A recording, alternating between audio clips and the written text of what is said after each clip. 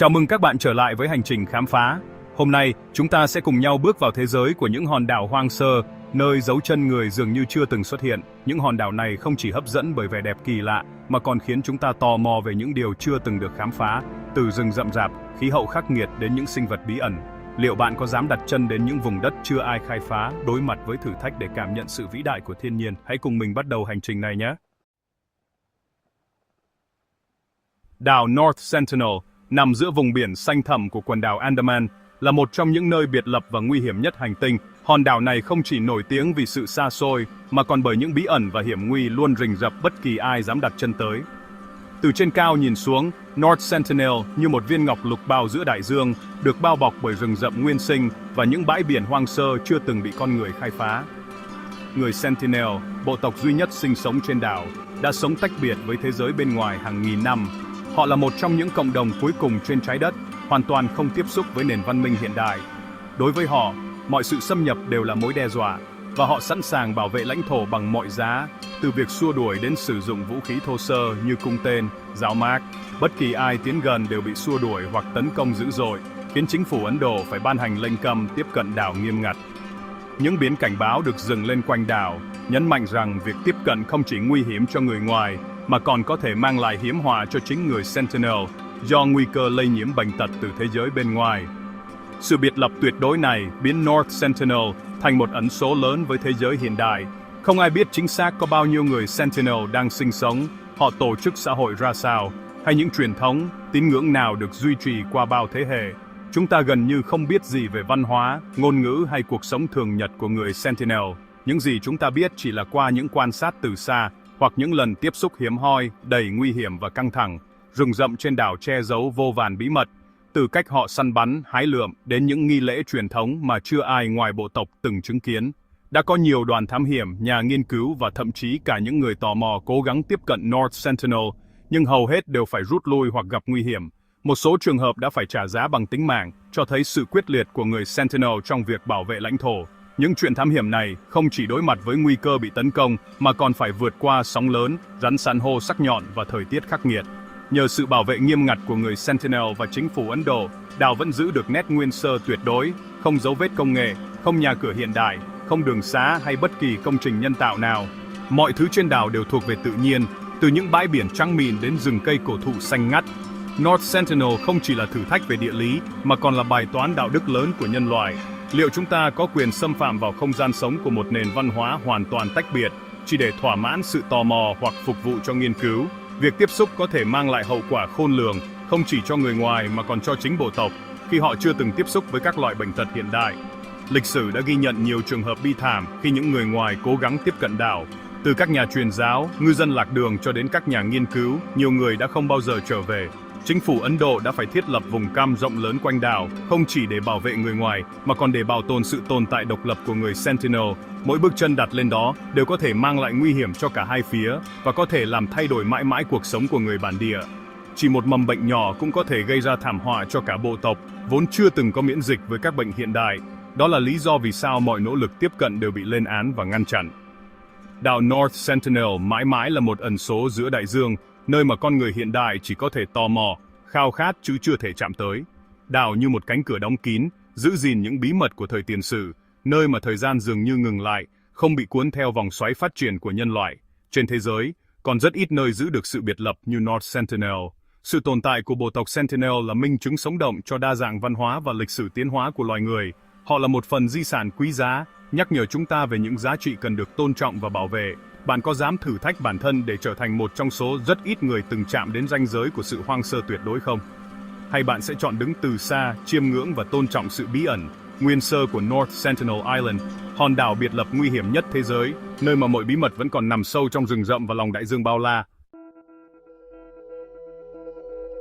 Đảo Bouvet, một hòn đảo nhỏ bé nằm trơ trội giữa vùng biển lạnh giá của Nam Đại Tây Dương, không xa Nam Cực là mây.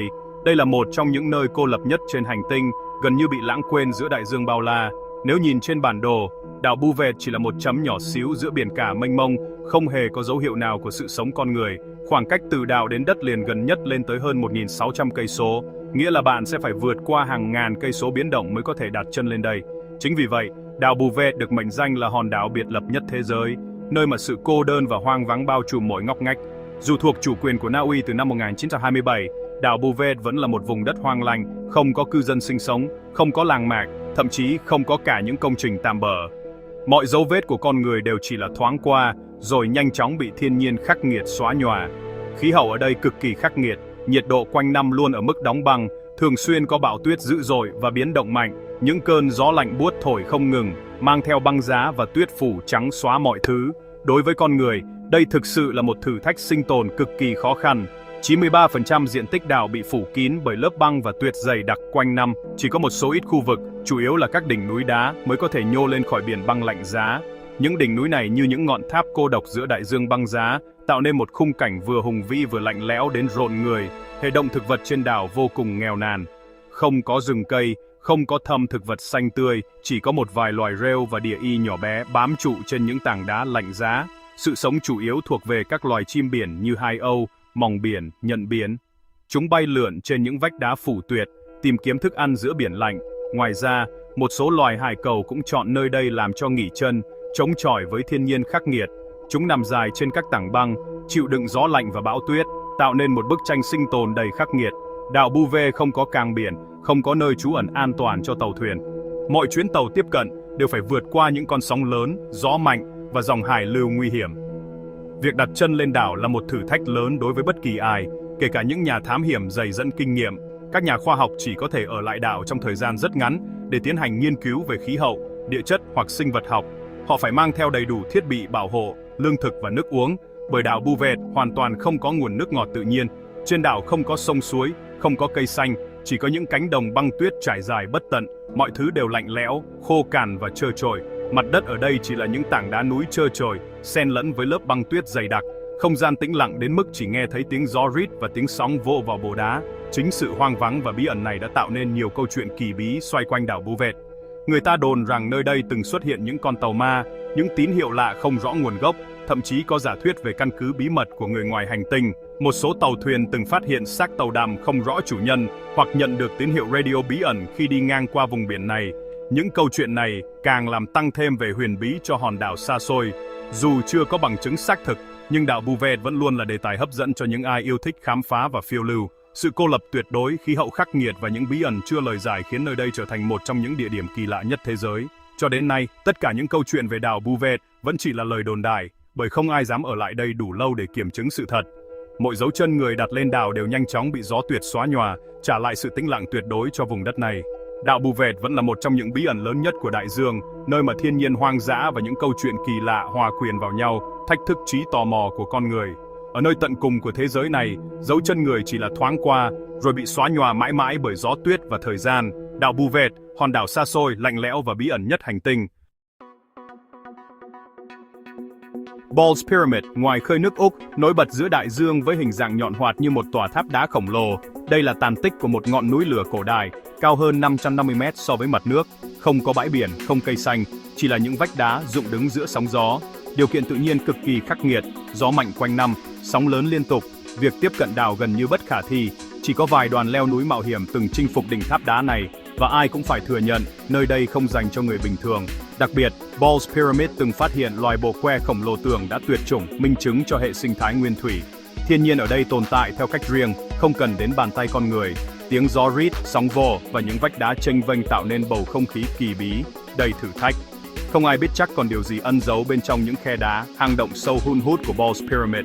Nếu bạn là người yêu thích mạo hiểm, liệu có dám thử sức với tháp đá khổng lồ này? Ilha da Queimada Grande, hay còn gọi là đảo Rắn, nằm ngoài khơi Brazil, nổi tiếng là một trong những nơi nguy hiểm nhất hành tinh này đó các bạn. Hòn đảo này được bao phủ bởi rừng rậm xanh rì và là nhà cửa hàng ngàn con rắn độc. Nghe thôi đã thấy rợn người rồi đúng không? Mật độ rắn ở đây kinh khủng lắm, có tới 5 con rắn trên mỗi mét vuông lần đó. Mà toàn là rắn hổ lục vàng cực độc thôi, chỉ cần một vết cân là có thể mất mạng ngay lập tức.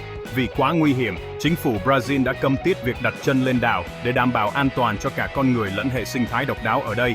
Nhiều câu chuyện về kho báu bị nguyền rủa và những vụ mất tích bí ẩn càng làm cho hòn đảo này thêm phần rùng rợn và bí ẩn đó các bạn.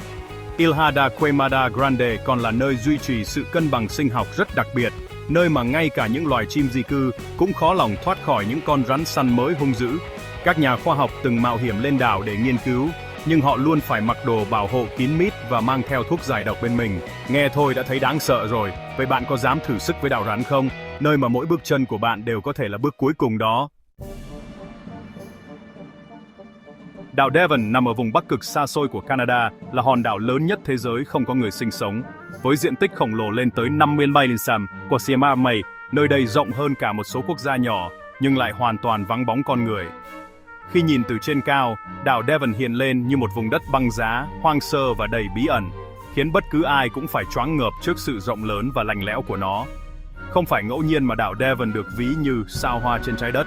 Địa hình nơi đây gồ ghề, khô cằn với những dãy đá đỏ, đất sỏi và hổ va chạm cổ xưa, tạo nên khung cảnh gần như không khác gì bề mặt của hành tinh đổ.